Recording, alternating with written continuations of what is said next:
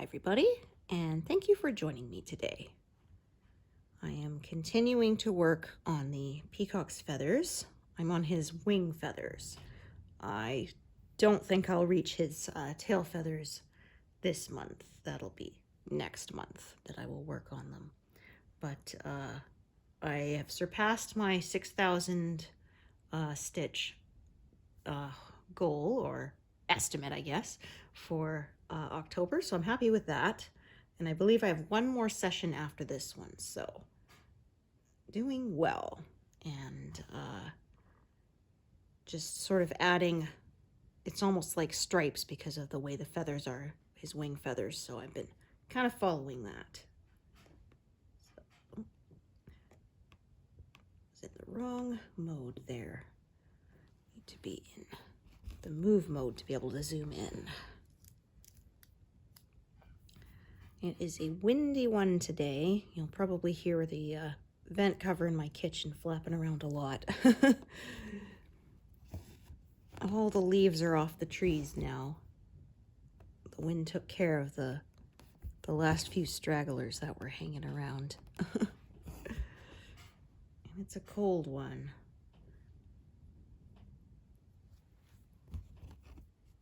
Don't need my winter coat yet, but probably in another week or two I will. It is. The wind has a bit of a bite to it at this point. And I can tell because my skin is drier. I don't really have to use much moisturizer in the summer, but in the winter I definitely do. It was funny actually, the other day I was tidying up and I found a container of lotion I must have bought years ago and forgot about it. And I opened it and a bunch of the moisture in it evaporated, and so it's like body butter now. Instead of like lotion, it's really thick. It's almost like a paste now. And it was funny, I was showing it to my son. I said, look at this. And I turned it upside. He says, Mom, no, you're going to pour lotion. I said, no, that's the thing. It's so solid now. It's like a big lump of butter. It was probably one of those I bought from the store where they have, it's cheaper per unit if you buy 2 or 3 of them instead of just one. And so I probably bought it and stored it for later, and then I completely forgot about it and didn't find it till now, but it still works. Takes a little more effort to use it, but it's all good. It didn't expire or anything, so ooh, that was funny.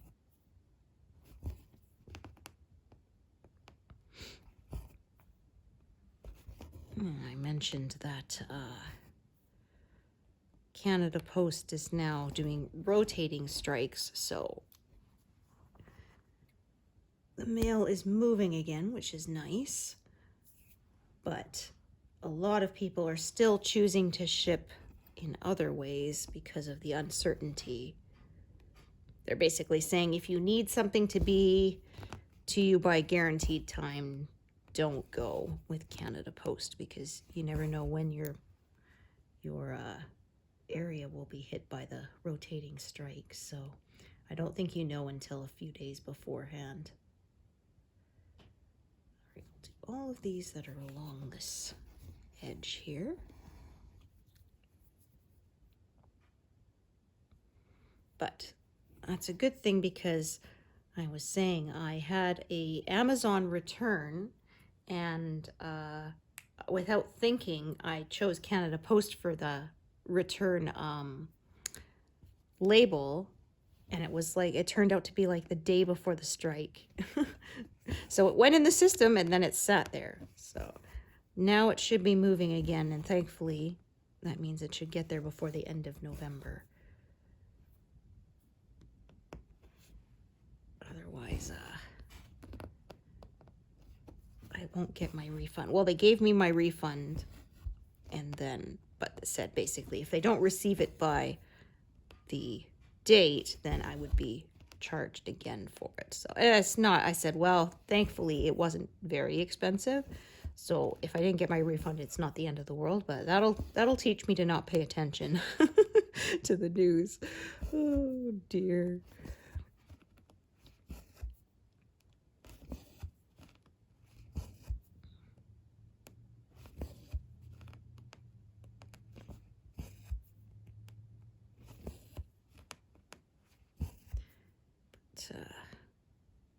Let me just take a look. 1, 2. Okay, so I want actually this one here. But, life is good. Regular routine. Kiddo has really settled in well to the apprenticeship that he's doing. It's really good for him because much of the learning is hands-on, and that is how he learns best. Not through sitting and studying with books. I am a similar way. Sometimes I'll read instructions over and over and I don't get it, and then I just kind of start doing it, and then I figure it out as I go along. And then it makes sense. So he's practicing troubleshooting and such. So it's kind of funny because so there's an old kit that for building circuits. It's like from the 90s Radio Shack, so vintage basically.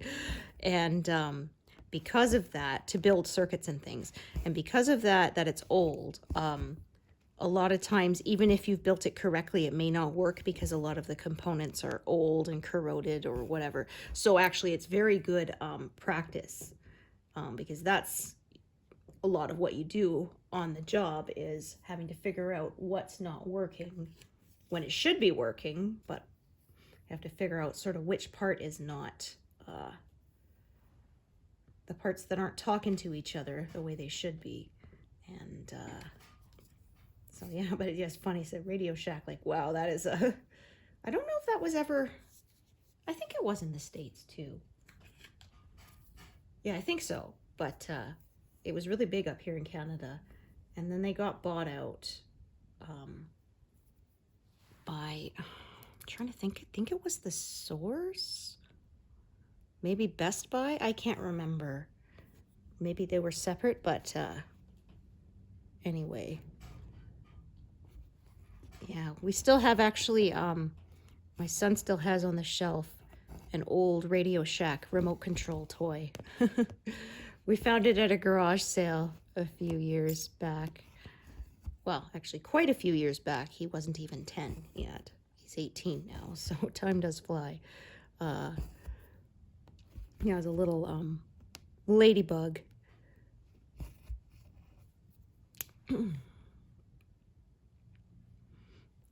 It's really vintage now, because Radio Shack does not exist anymore.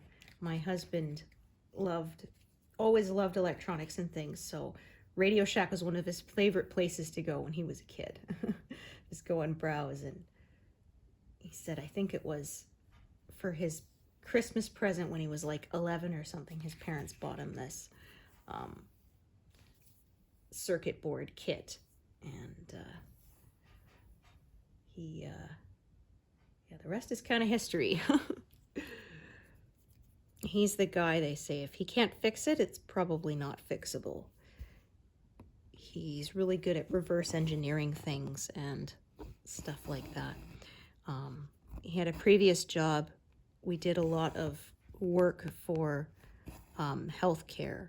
So they had a nurse call system at one of the smaller hospitals that was really old. Like, it was from like the 50s or something. And so like you can't even get parts for it, kind of thing, because technology's changed so much and the company that made it is probably long out of business, that kind of thing. And so he had to sit there and reverse engineer it, figure out what wasn't working, and then kind of create the part to make it work, so that they And they were very grateful because otherwise they would have had to put in an entirely new nurse call system, which, as you can imagine, would not be cheap. Oh, that's no good. Yeah, I know why, because I put that in the wrong spot. I put that 2 stitches over and it should have been 3. Okay, that's all right. It should have been right here. There we go.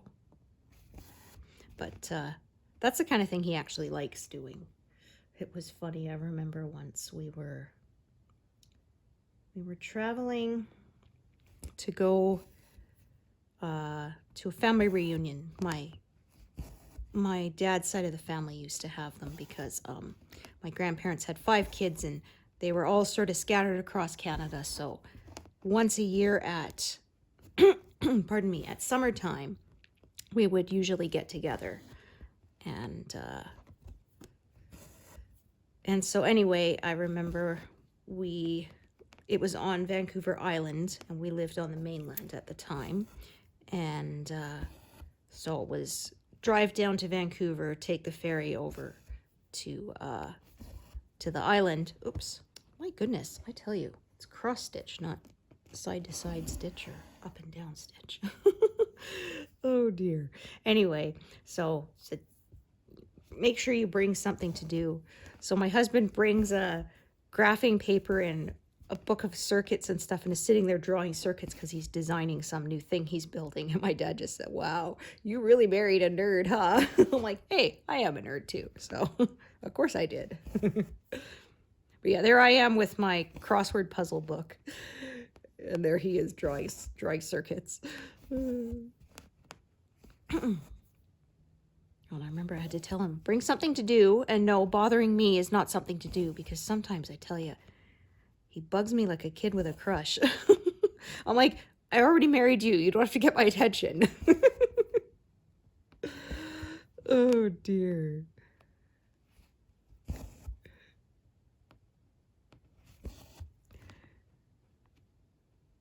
Yeah, he's like a big kid a lot of times.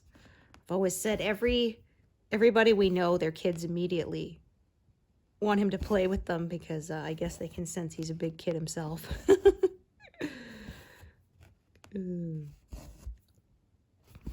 Yeah, it was funny because we had friends and their daughter was very anxious around strangers, and this was, I think, one of the first times we met them. And she handed her baby over. She was a few months old, I think, to my husband to hold for a second so she could, run to the bathroom or something. And she says, oh, she'll probably cry, but don't worry, I'll be right back. She'll be okay. And then she comes back. She says, she's not crying. I says, no. She says, but she's afraid of men she doesn't know, and no. She was perfectly content.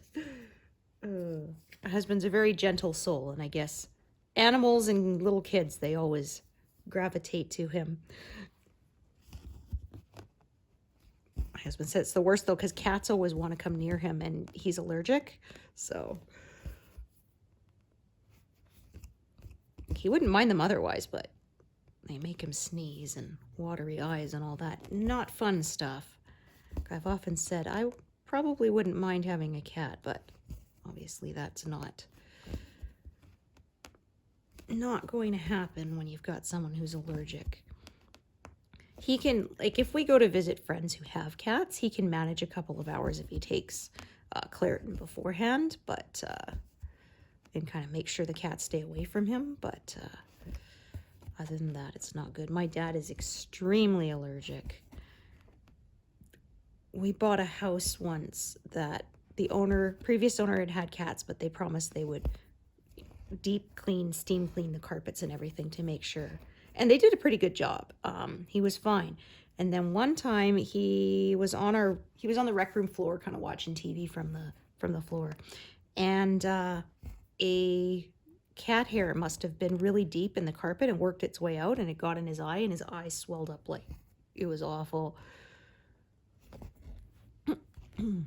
It was so bad he actually went to the ER because he was worried, and then they kind of just said, yeah, it's just a really bad allergic reaction, but your vision seems to be fine. there's no pressure or swelling that's going to cause problems potentially with your eye itself. So just take the antihistamines and the swelling will go down on its own, which it did, but it's pretty bad. And the same thing, cats always wanted to go to my daddy's. I said, I don't know what it is. Cats always seem to want to go to the people who are allergic to them. I don't know why.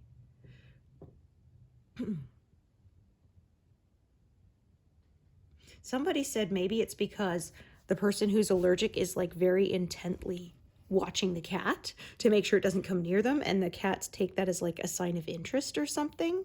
I don't know, but it's funny because they always seem to try to go to my husband first before they come near me. I'm not allergic. But, I think when we have an empty nest, I'm probably going to get guinea pigs again. My husband was cleaning out the basement and asked what we wanted to do with the guinea pig cage. And I said, no, keep it because I'm going to want to get some again. I want to get a big fluffy one and name it Tribble. Because if you've watched me before, you know I'm a huge Star Trek fan. Usually they prefer to be in pairs. They're social creatures. But our last guinea pig, she was weird and she was a loner. We tried to put her with other pigs and she just fought with them. So she was quite happy on her own, and she lived for a very long time. She lived to be, we think, close to 9. We don't know exactly how old she was because she was a rescue, but they usually live 6 to 8 years. And when we got her, we think she was full grown or pretty close to it. And we had her with us for 8 years. So she was my sister-in-law called her a legendary elder being. She was around for a very long time. So they said usually they recommend you get litter mates and keep them together, because there was my sister-in-law when she was living with us. This was 10 years ago now. But anyway, she was working at the pet store, and there was a set of 3 guinea pigs. They were brothers, and somebody bought 2 and they left the third one. They said the poor third one, he got totally depressed and stopped eating, and so she bought him and brought him home because we had piggies too. And then he was much happier because she had a little male guinea pig, so now he had a buddy. And she had the other one because she bought that one too because he was the runt that nobody wanted at the store, and she's a soft touch like that. So, but yeah, the poor thing, he had patchy fur because the other litter mates would bite at him, and so of course she felt sorry for him, and she brought him home, fed him by hand, and I said after that you would never know he was a runt. He fattened up really nicely. His fur grew in all nice and thick and glossy. He was so healthy. She named him Maximus. Like the gladiator, because he was a tough little guy.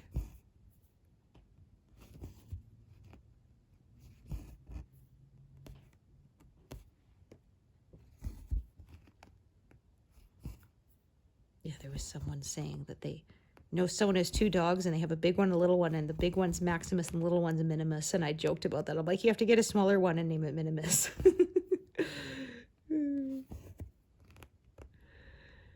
Okay. So I'm just kind of sticking to this area for now so that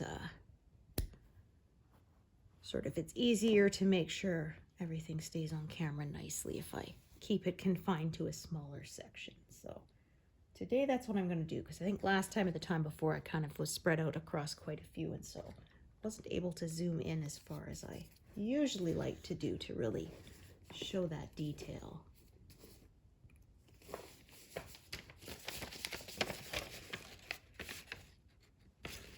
Oh goodness.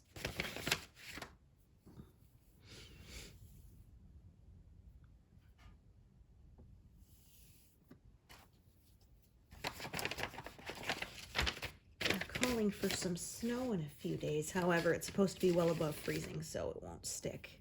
The first few snowfalls never do. I certainly don't mind.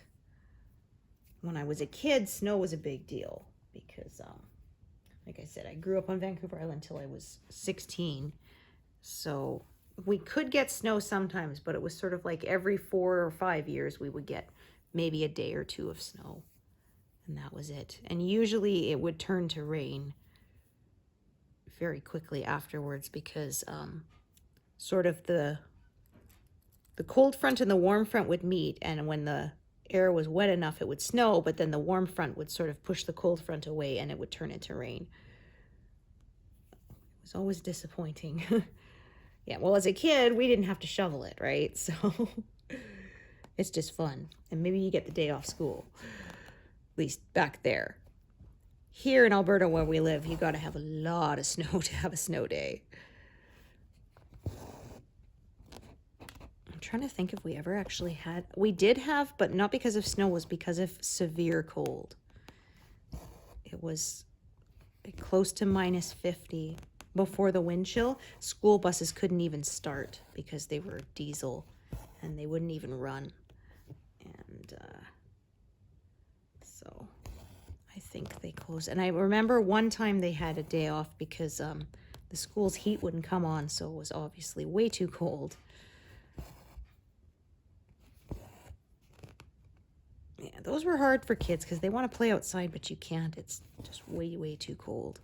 Sometimes they would even just let the kids kind of go run up the hill, take your sled, slide down, and then come back in. That was all they could let them outside for because it was just so cold there was a risk of frostbite.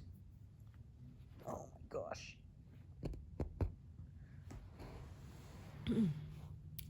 I had a couple times when it was that cold and I had to drive to work. I actually wore snow pants because just the walking from my house to the car was so darn cold. I needed that extra layer of protection. Ooh.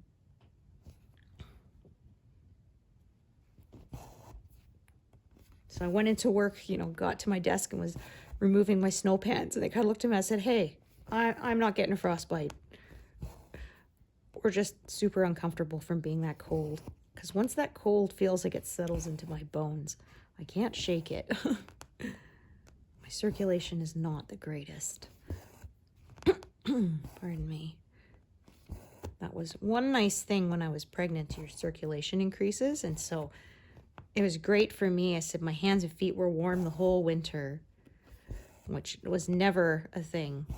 And it lasted for a year postpartum. I thought, oh, this is awesome. Maybe it's permanent, but it went away again. It's like, darn.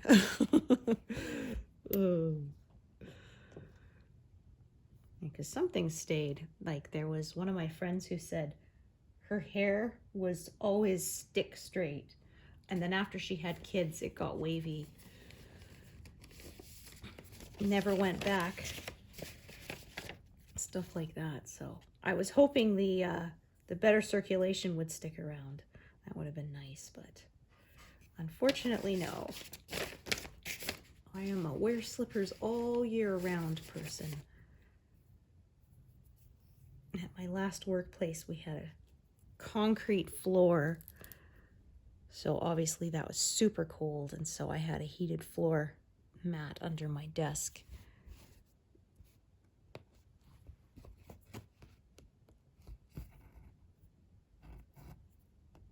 Just to try and take sort of that edge off. Yeah, I had a little space heater with a fan and then a plug-in foot warmer pad. And it's funny, when I bought it, the reviews said that it gets too hot. And I thought, I bet that won't be a problem for me. And I was right. It was perfect. The only thing I didn't like is it didn't have an automatic shut-off. So I had to program a alarm into my phone to remind me to turn it off before I left work, because otherwise you don't want it running 24/7, right? There's always a risk of fire, and if nobody's around. So because once or twice I started driving home and then went, oh shoot, and it was of course like a Friday or something, and you don't want to leave that running all weekend because you don't want to start a fire. That is not good.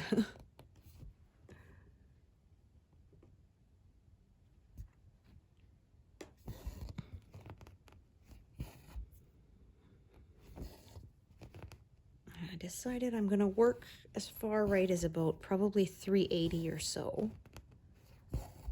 And then I will move the whole frame over and then work sort of another 50 or 60 stitches wide, and then so on until we get to the end, which I am hoping to reach by the end of December. And so far I'm looking to be on track for that.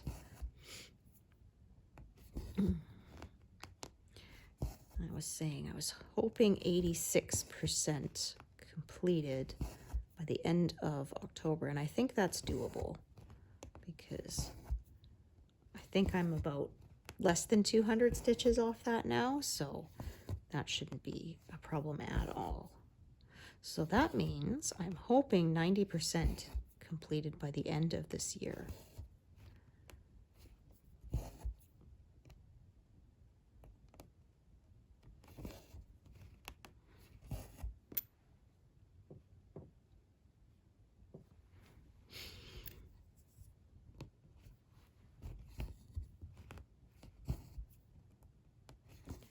I'm trying to look ahead here in my printout. I think I have a couple more eye motifs from the tail feathers coming up. Yeah, but that's about it. Those are pretty much done. And there's a little tiny bit of tail feathers in the very last pass, but it's sort of just the very ends of them.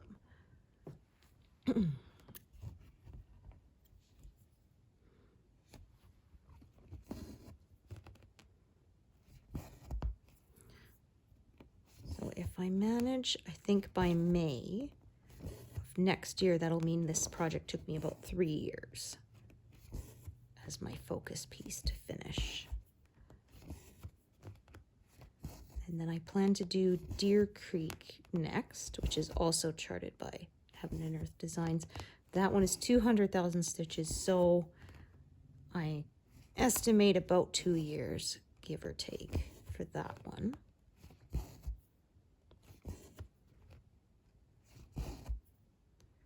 I will actually be using the piece of fabric that I originally started this one on, but I used the wrong darn color.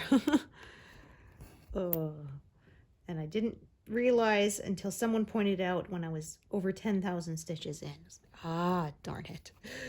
Oh, well, it happens, right?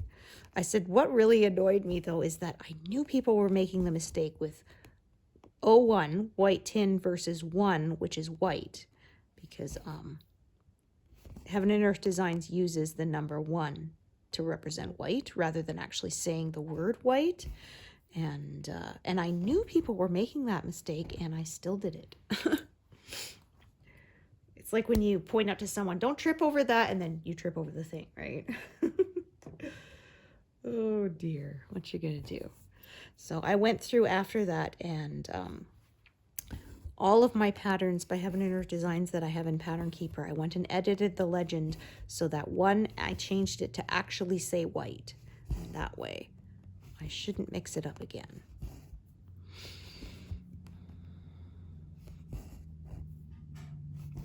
Fingers crossed.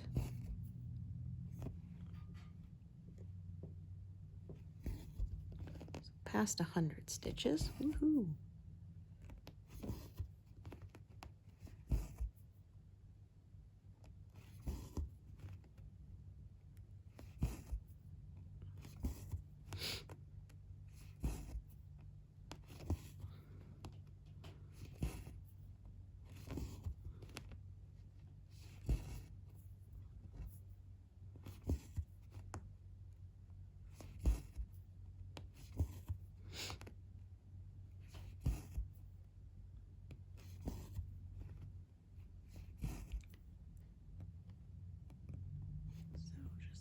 Sort of look ahead here. I'll probably stop sort of around this line here, 460, and just kind of keep filling in, and then sort of once it's as far enough over, I'll drop down, do the next bit, drop down kind of thing. But I'm thinking, I'm not sure if I'm going to have move over anymore Might move it over one more time before the end of the month. We will see. Oops.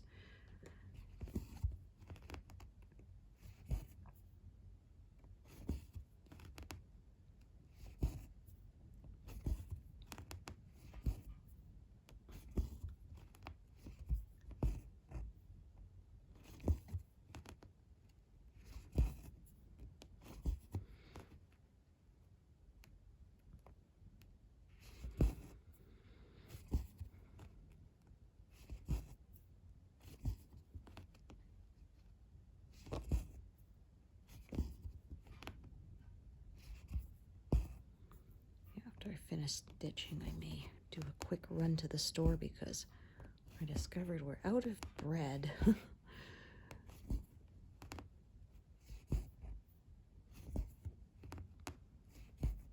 I thought we had one more in the freezer, but I was mistaken.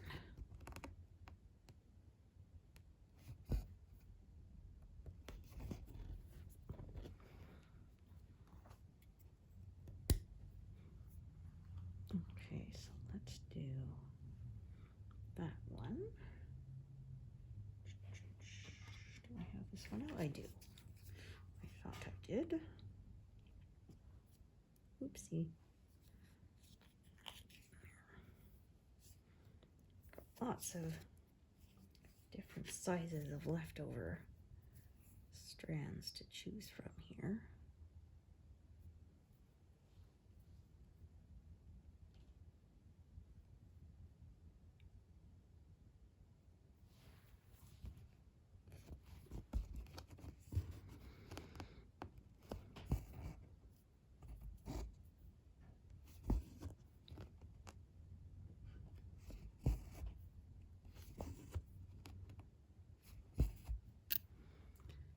All right, so I think I'm gonna come back up into this corner here, sort of fill out and then drop down. I think that's what I'm gonna do. I'm gonna take a look here. The length of the thread that is part of this color. So it's not that one, and it's not that one. It is this one right here. Okay, that is a full length piece. Looking at it, I think, I'll see if I have one for the sort of in the corner there, which I think I do. Yeah, I do have a short little bit. So I'm gonna do that one right there first. As usual, I try to always stitch only connected to existing stitches. I don't like to do ones that are not, because that's when I make counting mistakes. And then that can be a real pain to try to fix later. So if I'm sort of always growing out from stitches that are already there, I find I make fewer errors. Oops. And when I do, I generally catch them right away before I've sort of stitched through them with other threads, and then it's really hard to fix at that point.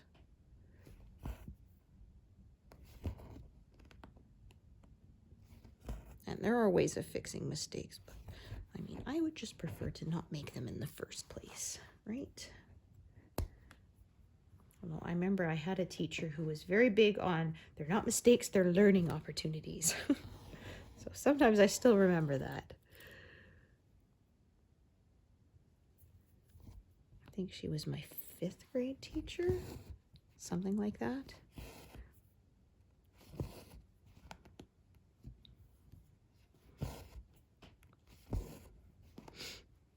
She was actually the mat leave teacher. We had our regular teacher for our first couple of months, and then she had a baby, so we had her for the rest of the year.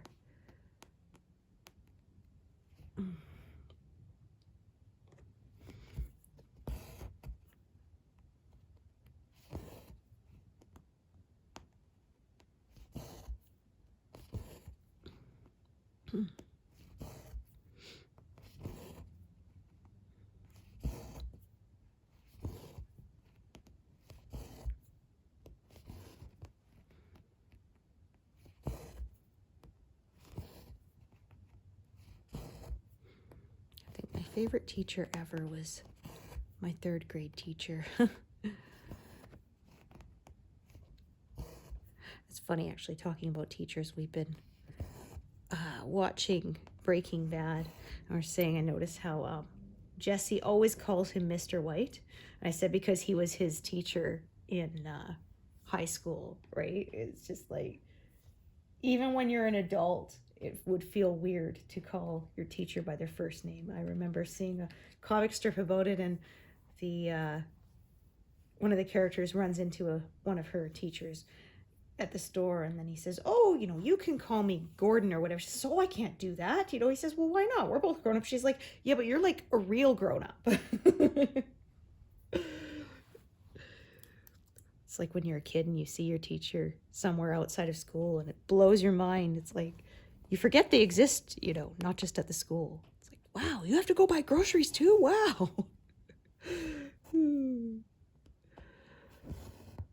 Yeah, it's funny. He always calls him Mr. White, not Walter. I guess that dynamic just doesn't change. Or at least not easily. Well, I had an aunt who preferred to be called her name and not Auntie. And I always felt weird about it. I mean, maybe you wouldn't so much now, but when I was a kid, you did not call adults by their given names. Like, even when they told you to, you just did not. It was always Mr., Miss, Mrs. That's not really so much a thing I notice nowadays with younger generations, but in mine it was definitely.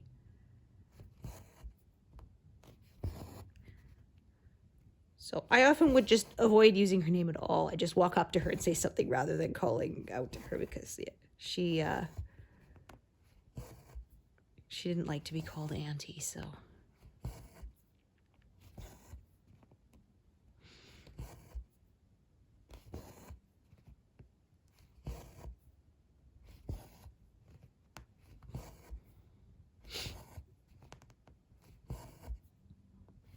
Yeah, I was saying we did family reunions, and I think one of the last ones we did, my son was a baby. And that was when the extended family met him. He was 4.5 months old. And there was one more that we did for my grandmother's 80th. And I'm trying to think how old my son was then. 7 or 8, something like that. And so we went back for that. And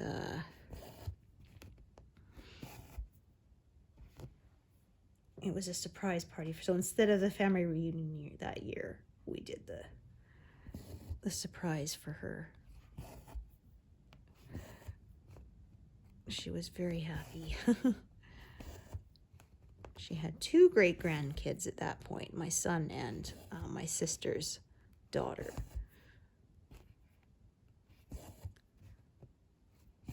And it was funny, I had a picture of my son with a great big lipstick mark in the middle of his forehead, and I said, oh, he got tagged by his great-grandma.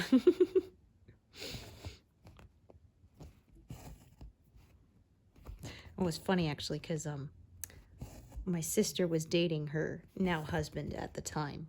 And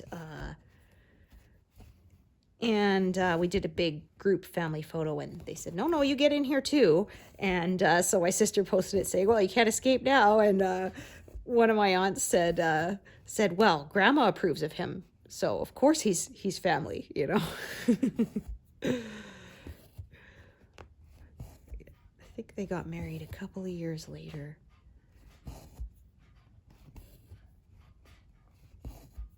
Yeah, 2 or 3 years, something like that.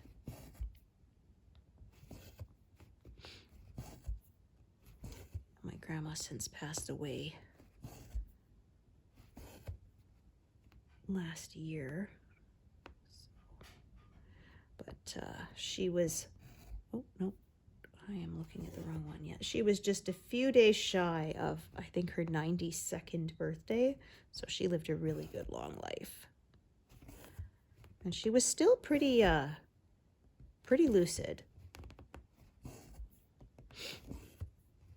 Yeah, unfortunately, we were far away and we when the end came, it was pretty sudden and we weren't able to get to her bedside, but my cousin was there.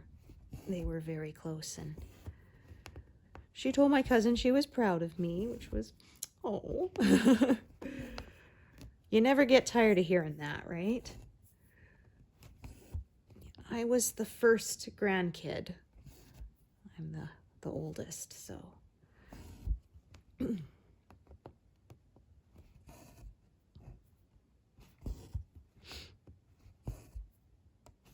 Yeah, my grandfather passed away a long time ago. Sheesh, I'm trying to think, 20 years now? Yeah, it was. My husband and I had only been married a year or two when that happened, so.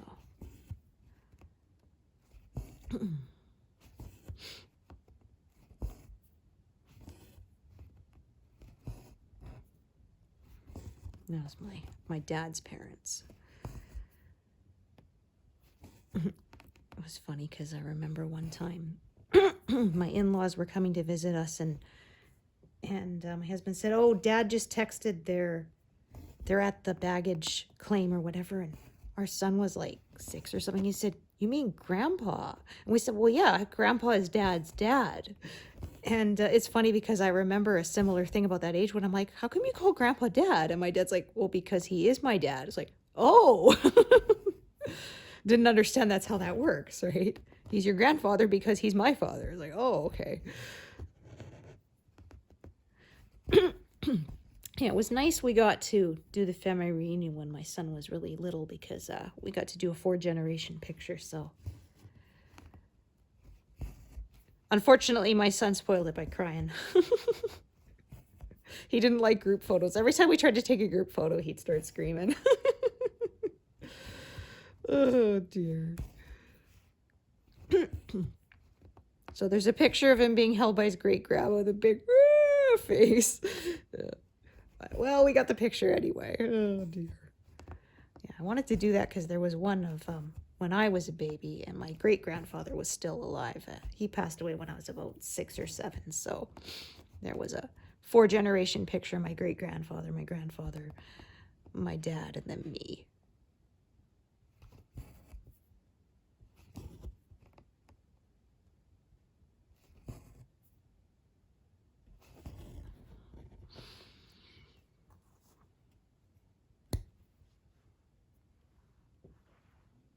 Okay, so like I said, I'm just going to keep sort of doing this feather here, and then the next one,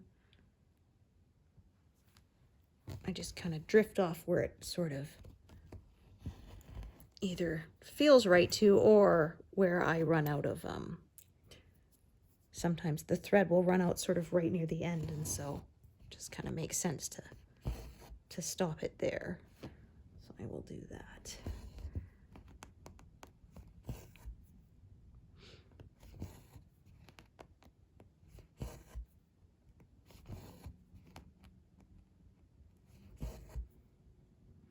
A fair amount of detail in this area here.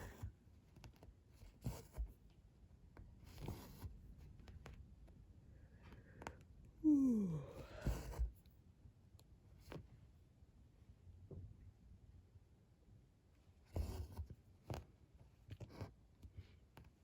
Okay.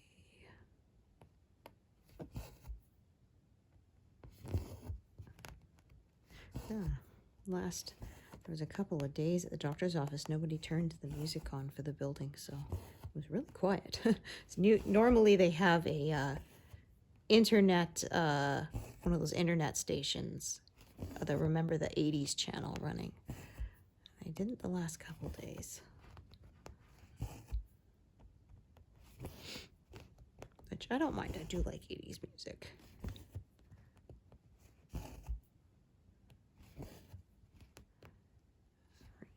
Then I'm going to kind of go along this edge here, back up, but I will probably sort of run out of stitches at the same time, or run out of thread, I should say, once those stitches are completed. Let's stitch to 200 today. That seems to be a nice round number that you'll like me to stitch to. Oh, that's no good. Goodness. Yeah, let's smooth that out. Find if you pull it through while it's kind of uneven like that, it can tend to make a knot that is not easily removed. So better to sort of back up and smooth out the thread first, then pulling it through and sort of makes the snarl permanent. Which you do not want, obviously.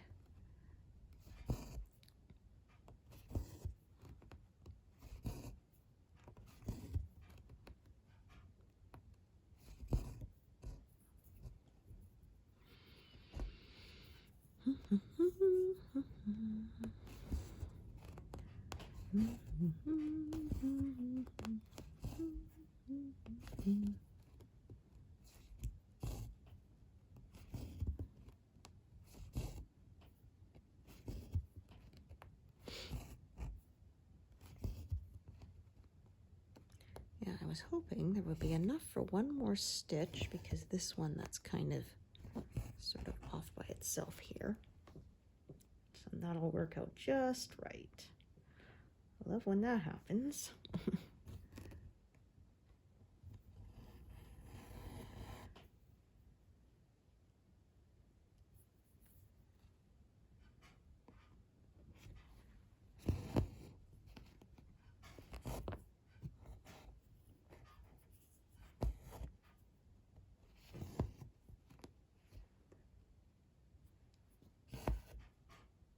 Oh, look at that. That's kind of annoying. There we go. The end, sometimes it kind of wrapped around the thread there. So I'm not going to do the next stitch because that would close in the one that's below here. So what I'm going to do is park it and then bring another strand down. I see I've got two here. One is probably from the previous pass. Okay, that's a fairly long one. Let's take a look at the one that's right in the corner here. Well, they're both long, so really doesn't matter. Sometimes it works out that way. That's fine. Like I always say, I save the leftover pieces so they don't get wasted. They get used later.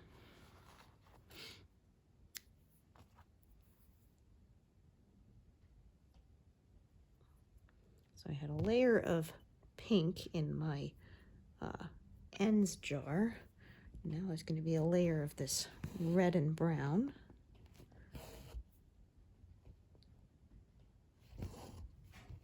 It's kind of interesting.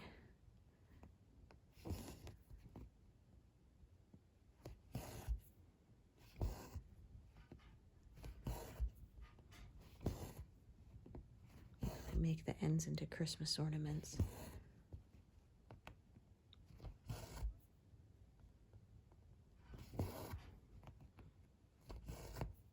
Just kind of for fun.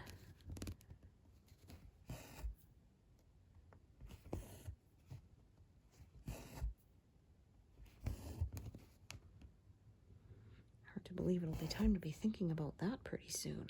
This year has flown.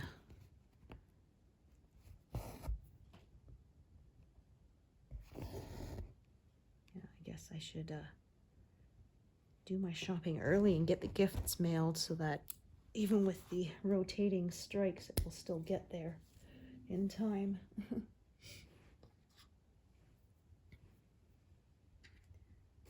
Alrighty. Yeah, it was funny. My mother-in-law was so bad about that. She would always wait until the last minute to mail stuff. Sometimes it would get there after Christmas. Sometimes she would pay extra for the courier, so it would get there in time. But it was kind of like, oh yeah, I just ran out of time. I think, okay, but like Christmas comes on the same day every year. It shouldn't take you by surprise. I mean, not that I minded.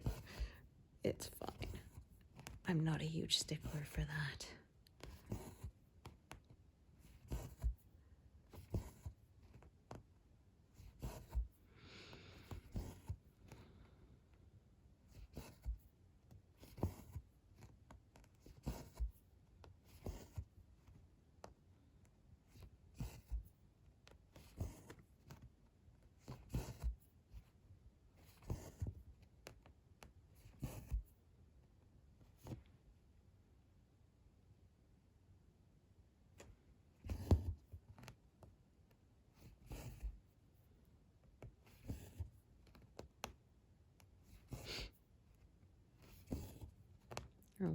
son was still in school, sometimes they would send those catalogs home of stuff for fundraisers.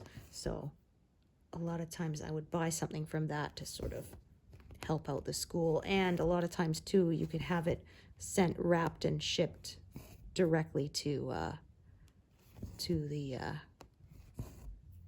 the recipient. So saved me that hassle too.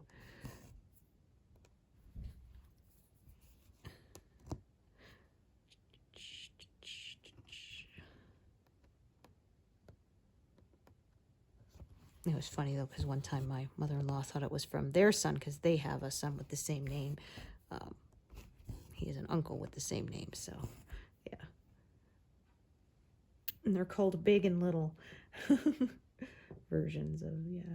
It was funny because when my son turned 18 and my cousin said, I hope you don't mind, I'm probably going to call you little guy forever. And I said, well, he's called the little version and the big version, so that's going to stick, I think, no matter how big he gets.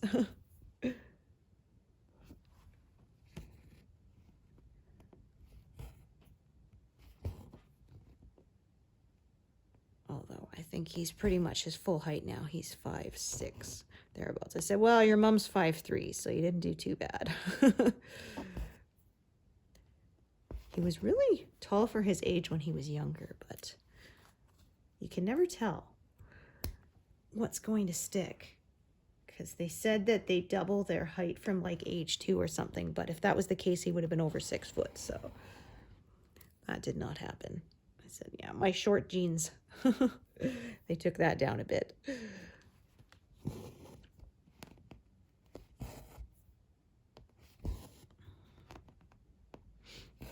But you never know. Like, neither of my in-laws was very tall, and all of their kids are taller than them. I said, but the grandparents, their parents were taller, so it skipped a generation.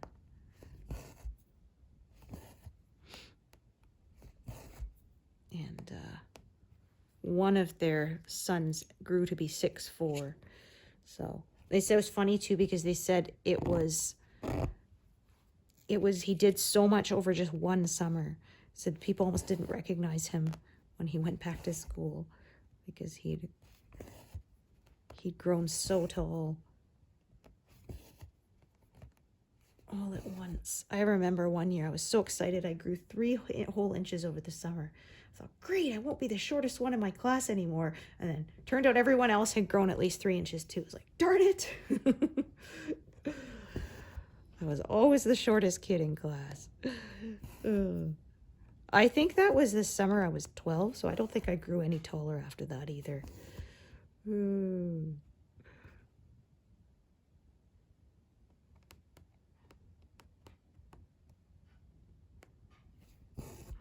That was a meme I shared one time. It says, of course I'm full of rage, you fool. I'm the same height I was when I was 12.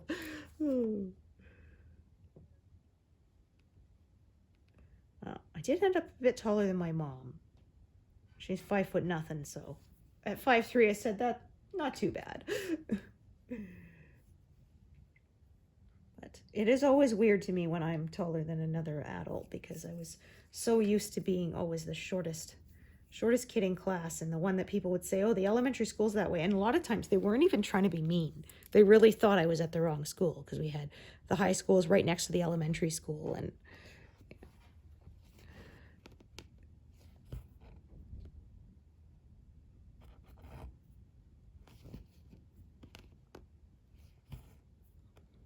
I was like, no, I am in high school. Thank you very much.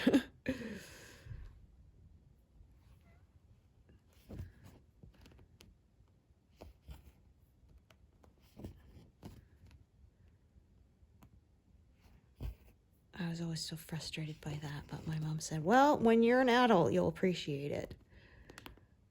Looking younger than you are.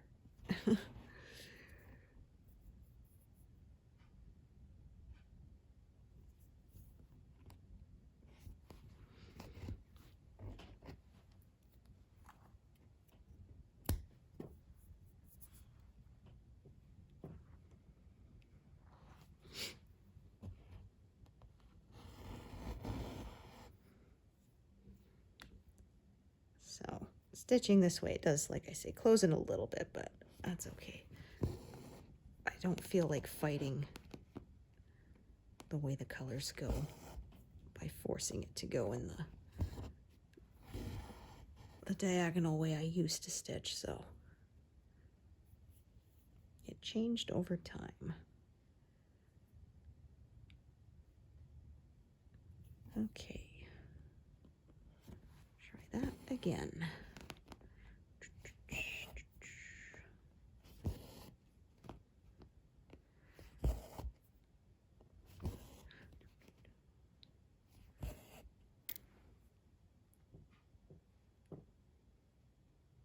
Oh, I'm well past 200 now, just realized.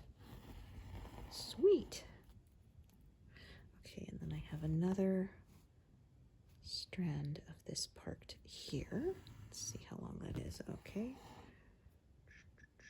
So I'm going to tie this one off.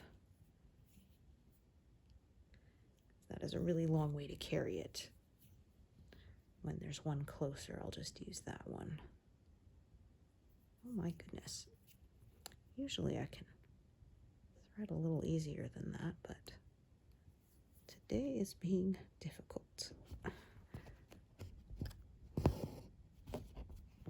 I don't know, maybe it's because my skin is dry too.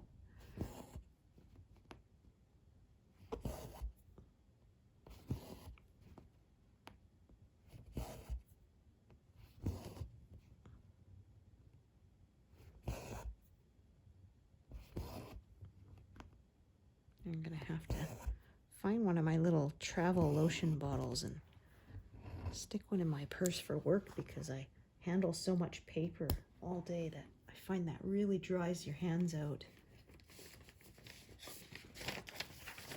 I discovered that when I worked at a newspaper office, if I spent all day stuffing envelopes, needed to slather on the lotion, because yeah, it would suck all the moisture out of my hands.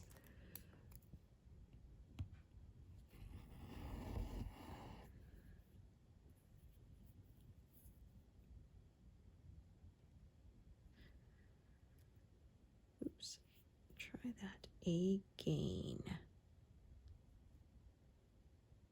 No, you are still, there we go.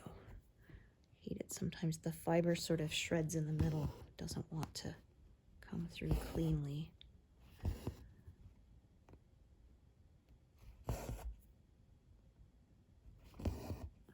As you can see, this area here is a lot of colors